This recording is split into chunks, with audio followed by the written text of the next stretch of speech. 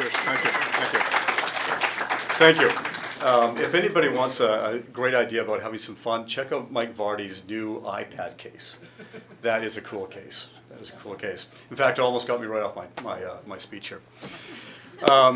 You know, first as a disclaimer, I'll let you all know I do own and operate a private or independent liquor store, but I also want to make the other disclaimer: my speech or my idea here is not about eliminating the BC LDB. In fact, it's about leveling the playing field. Anyway, as anybody who's old enough to remember City Slickers, one of my favorite parts of the entire movie was Curly sticking his finger up and saying, "Oh, the secret to life is just one thing." Now, before I get into all the other details, because what the BCLDB is a huge, and it's often very boring to actually talk about all the details of all the issues. But I'll point out one thing. The minister responsible, Rich Coleman, last week was quoted in Business in Vancouver saying that the BCLDB, or the BC liquor industry, is kind of like the whack-a-mole game. I love that. It's a little whack-a-mole game at the local fair. And if you've ever been to a whack-a-mole game, the head pops up, you try to bash it down, and another one pops up, and all that kind of stuff. His point there was that there's so many stakeholders with equal and opposite interests that it's almost impossible to ensure that everybody is taken care of. So my concept here is that all it takes is just one thing to eliminate that big problem. That one thing, and I'll just do a bit of a history of the BCLDB. Back in 1952, W.A.C. Bennett created the Liquor Act. The Liquor Act essentially made the province the sole owner of all liquor that is produced or imported into British Columbia. Regardless of whoever traded dollars, as soon as it comes into BC, or if it's made in BC, it's owned by the government. Number two, in 1986, the Van der Zalm government opened up, for Expo, opened up 2 licenses, private wine shop licenses and LRS licenses, both of which were supposed to be only temporary. An LRS, by the way, is a beer and wine store, or an independent liquor store. Both licenses were supposed to be temporary, and at the time, to be temporary, they just gave them a discount off of LDB retail because they didn't want to create a whole new wholesale price because it takes a lot of activity. In 2001, the current government came in and promised to eliminate the LDB. So they were going to eliminate the LDB stores. The idea behind that, of course, is that the private sector would grow up around it, and then all the issues surrounding retailing would be taken care of. Now, here's the idea. Each and every change that has happened in the BCLDB that has opened up to restaurants back in the 60s, because at the time, before that, in fact, all restaurants were BYOB. There wasn't a licensed restaurant in BC. Every time they've opened up a license, they've added, been done for temporary reasons, and therefore they've put in a financial element called the discount, as opposed to a wholesale price. The idea that would level the playing field, it doesn't matter if it's the BC Wine Institute, the Association of Canadian Distillers, if it's MAD, if it's BCGU, if there was one wholesale price, everybody would be equal. The BCLDB stores would be equal.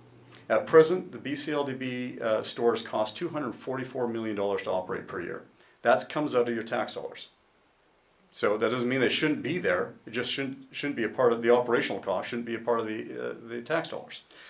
Second to that is that the BCLDB stores are not accounted for on an operational basis. So all the activity in the LDB stores is collected into one giant pot, and then they say, yes, we're profitable. But that not each individual store is profitable. So you create one wholesale price that would be, it would cover off guys like me, it cover off BCLDB stores, it cover off restaurateurs, it cover off bars, caterers, everything. All of a sudden, you've got the same purchasing patterns, and you have to account for all activities on the same operational basis that you would a normal business. So in other words, the BCLDB stores would have to be accountable to you. LRS stores would have to be accountable to you. Restaurateurs would have to be accountable to you, all by changing that one simple thing and creating a wholesale price. The other factor of that is that right now, public safety is a big issue. You know, we stand for zero tolerance in terms of underage consumption, underage selling, et cetera, et cetera, et cetera. At present, the BCLDB stores, you can't go in, the inspectors are not allowed to go in there, as per the BCGU contract. This change, of course, would separate that.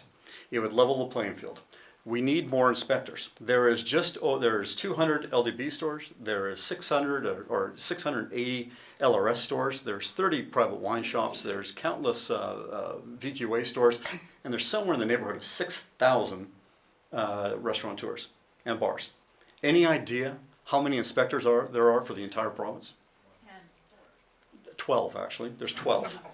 So can you imagine getting that workload and just dividing all those numbers down and say, okay, here's your set. I want you to enforce these rules about overconsumption, rules about underage drinking, about ID, about bootlegging, about all manner of the size of your TVs, in fact, in bars. But can you imagine being an inspector and have to, because let's understand something, a rule or a law is only a law if it's enforceable. Most of the liquor inspecting rules are not enforceable because there's no way to enforce them. That one inspector isn't going to be able to deal with 1,200 different items. So you've created a wholesale price, and all of a sudden you've taken the tax dollars back and put that back in your pocket. The BCLDB has to operate just like we do. We all pay the same price. Secondly, there's going to be some transition in terms of LDB employment, and as a result, you can put all those people into inspectors. And now you've got a legitimate force that has an experience in the industry going out to keep all of us honest and prevent any of the problems that come from liquor. Anybody here enjoy a glass of wine? Maybe beer? How about a cocktail? Excellent. Okay, 95%. That's good. That's good. And my kids thank you for putting food on their table. So that one change would increase. Now here's the other side of this. You would also increase selection. At present, all products have to go through the BC Liquor Board buyers. Whether I find them in Argentina or wherever they are, they all have to go through one buyer. That buyer can tell me whether I'm allowed to bring it in or not. That one wholesale price eliminates that. All of a sudden, the buyers for the BCLDB stores are the buyers for the BCLDB stores. They're not buyers for me too. I think I may not have the right selection in our stores, but it's the selection I chose, and I should have the right to be able to do that. Secondly, the wholesale price would reduce price. So all of a sudden you're going to get competition. So my biggest competitor is not Rosie's, it's not Everything Wine. My biggest competitor is actually the LDB. So I want to be able to compete on price with the LDB. If we all paid the same price, then I would be able to compete with them on price. Because here's another little fact. The LDB price, what they pay to the supplier, is 1/10 the price that I pay. 1/10 the price that I pay. Is there any reason why they shouldn't be paying, the LDB store should not be paying the same price I pay? In fact, there's only one reason, but the government doesn't see it that way. But if you were to do this, institute this one change, 2 minutes, or two changes? Did you want two changes? Yeah. If you were to institute this one change, all you would have to do, all these things would fall into place. The taxpayer would see greater revenues. There would be greater selection, greater price. You don't have to close any LDB stores, so you would have greater enforcement in terms of public safety, and everything would be fantastic. And we could all just spend our time looking at Mike Vardy's new iPad. Cheers, that's all I have. Cheers.